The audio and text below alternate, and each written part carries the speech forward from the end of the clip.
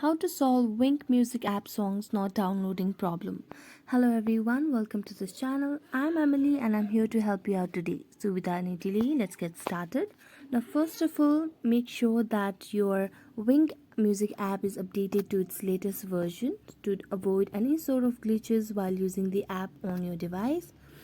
And next what we can do is we can go on settings, and then we can just scroll down and find the option of apps, then tap on apps and then on manage apps. Now on the search bar, just search for Wynk music.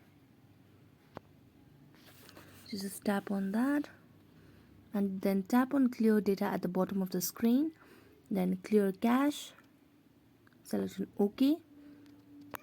Now tap on the power button and then tap on reboot and try restarting your device. This also can help in downloading problem and solving it. So thank you so much for watching this video. If you enjoyed it, don't forget to like, subscribe and hit the bell notification for more updates. That's it for today. See you next time.